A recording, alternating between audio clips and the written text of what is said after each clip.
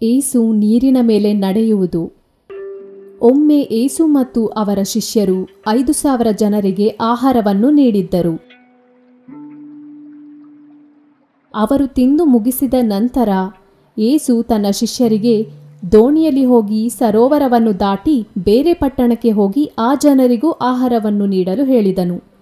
ಸ್ವಲ್ಪ ಸಮಯದೊಳಗೆ ನಾನು ನಿಮ್ಮೆಲ್ಲರನ್ನು ಸೇರುತ್ತೇನೆ. ಇದನ್ನು ಹೇಳುತ್ತಾ ಏಸು ಪ್ರಾರ್ಥನೆ ಮಾಡಲು ಪರ್ವತಕ್ಕೆ ಹೋದನು. ಅವನ ಜನರು ಉಳಿದ ಆಹಾರ ಪದಾರ್ಥಗಳನ್ನೆಲ್ಲ ಸಂಗ್ರಹಿಸಿ ಅದನ್ನು ದೋಣಿಯಲ್ಲಿ ಇರಿಸಿ ತಮ್ಮ ಪ್ರಯಾಣವನ್ನು ಪ್ರಾರಂಭಿಸಿದರು. ಸ್ವಲ್ಪ ಸಮಯದವರೆಗೆ ಎಲ್ಲ ಚೆನ್ನಾಗೇ ನಡೆಯುತ್ತಿತ್ತು. ಅವರು ಶಾಂತವಾದ ನೀರಿನ ಮೇಲೆ ದೋಣಿಯಲ್ಲಿ ಸಾಗುತ್ತಿದ್ದರು. ಆದರೆ ಇದ್ದಕ್ಕಿದ್ದಂತೆ ಆಕಾಶದಲ್ಲಿ ಗುಡುಗು ಮತ್ತು ಮಿಂಚಿನ ಬೆಳಕು ಉಂಟಾಯಿತು. ಭಾರೀ ಮಳೆ ಸುರಿಯುತ್ತಿತ್ತು. ಗಾಳಿ ತೀವ್ರವಾಗಿ ಬೀಸುತ್ತಿತ್ತು. ಸಣ್ಣ ದೋಣಿಗೆ ದೊಡ್ಡ ಅಲೆಗಳು ಬಡಿದು ಶಾಂತವಾದ ನೀರು ಒರಟಾಗಿ ಬದಲಾಯಿತು. ದೋಣಿ ನಡುಗಲಾರಂಭಿಸಿತು. ಶಿಷ್ಯರೆಲ್ಲರೂ ಸಾವಿಗೆ ಹೆದರುತ್ತಿದ್ದರು. ಅವರು ಭಯದಿಂದ ನಡುಗಲು ಪ್ರಾರಂಭಿಸಿದರು. ದೋಣಿ ಓಡಿಸುವುದು ಅಸಾಧ್ಯವಾಗಿತ್ತು. ದೋಣಿಯಲ್ಲಿದ್ದ ಜನರು ಸ್ವಾಮಿಗೆ ಪ್ರಾರ್ಥಿಸಲು ಪ್ರಾರಂಭಿಸಿದರು. ಓ ದೇವರೇ, ನೀವು ಎಲ್ಲಿದ್ದೀರಿ? ದಯವಿಟ್ಟು ನಮಗೆ ಸಹಾಯ ಮಾಡಿ. ಈ ನಿರ್ಣಾಯಕ ಕ್ಷಣದಲ್ಲಿ ನಮ್ಮನ್ನು ತ್ಯಜಿಸಬೇಡಿ. ನಮ್ಮನ್ನು ಉಳಿಸಿ, ನಮ್ಮನ್ನು ಉಳಿಸಿ. ಪ್ರಯಾಣಿಕರೊಬ್ಬರು ಹೇಳಿದರು, ನಾವು ಇದರ ನಂತರ ಇನ್ನೊಂದು ತೀರಕ್ಕೆ ತಲುಪಲು ಸಾಧ್ಯವಾಗುತ್ತದೆ ಎಂದು ನಾನು ಭಾವಿಸುತ್ತಿಲ್ಲ. ದೇವರಿಗೆ ನಮ್ಮ ಕೊನೆಯ ಪ್ರಾರ್ಥನೆಗಳನ್ನು ಹೇಳೋಣ. ತನ್ನ ಶಿಷ್ಯರು ಅಳುತ್ತಿರುವುದನ್ನು ಏಸು ಕೇಳಿಸಿಕೊಂಡನು. ಆತನ ಬಳಿ ದೋಣಿ ಇರಲಿಲ್ಲ. ಆದ್ದರಿಂದ ಅವರು ನೀರಿನ ಮೇಲೆ ನಡೆಯಲು ನಿರ್ಧರಿಸಿದರು. ಇದ್ದಕ್ಕಿದ್ದಂತೆ ನೀರಿನಲ್ಲಿ ಒಂದು ಮಿಂಚು ಕಂಡಿತು. ಭಯಭೀತರಾದ ಶಿಷ್ಯರು ಅದನ್ನು ನೋಡುತ್ತಿದ್ದಂತೆ ಅಲ್ಲಿ ಮಾನವ ಆಕೃತಿಯೊಂದು ಪ್ರತ್ಯಕ್ಷವಾಯಿತು.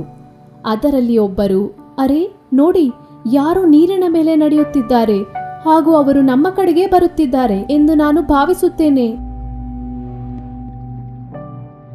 ಆದರೆ ಅದು ಯಾರಾಗಿರಬಹುದು? ಯಾರಾದರೂ ಆಗಲಿ ನೀರಿನ ಮೇಲೆ ಹೇಗೆ ನಡೆಯಲು ಸಾಧ್ಯ? ನಮ್ಮನ್ನು ಕೊಲ್ಲಲು ಯಾವುದೋ ಭೂತ ಈ ಚಂಡಮಾರುತವನ್ನು ಸೃಷ್ಟಿಸಿರಬೇಕು ಎಂದು ನಾನು ಭಾವಿಸುತ್ತೇನೆ.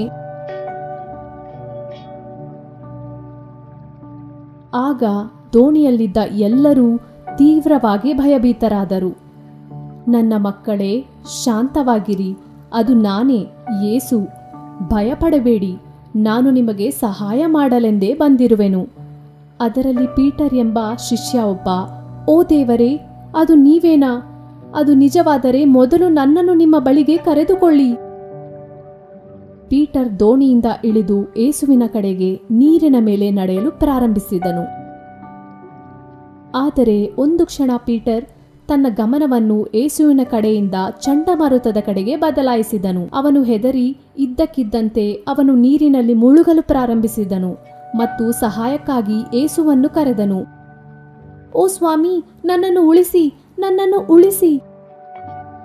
ಏಸು ಅವನಿಗೆ ಸಹಾಯ ಮಾಡಿ ಹೀಗೆ ಹೇಳಿದರು, ನೀನು ನಂಬಿಕೆಯನ್ನು ಕಳೆದುಕೊಳ್ಳಬಾರದಿತ್ತು. ಹಾಗೂ ನೀನು ಯಾಕೆ ಅನುಮಾನಿಸಿದೆ? ಓ ಸ್ವಾಮಿ, ಕ್ಷಮಿಸಿ, ದಯವಿಟ್ಟು ನನ್ನನ್ನು ಕ್ಷಮಿಸಿ. ಏಸು ಮತ್ತೆ ಪೀಟರ್ನನ್ನು ದೋಣಿಗೆ ಕರೆತಂದನು. ದೇವರ ಮೇಲಿನ ನಂಬಿಕೆಯನ್ನು ಎಂದಿಗೂ ಕಳೆದುಕೊಳ್ಳಬೇಡಿ. ಇದ್ದಕ್ಕಿದ್ದಂತೆ ಚಂಡಮಾರುತ ನಿಂತು ಮತ್ತೆ ಶಾಂತವಾದ ನೀರು ಹರಿಯಿತು.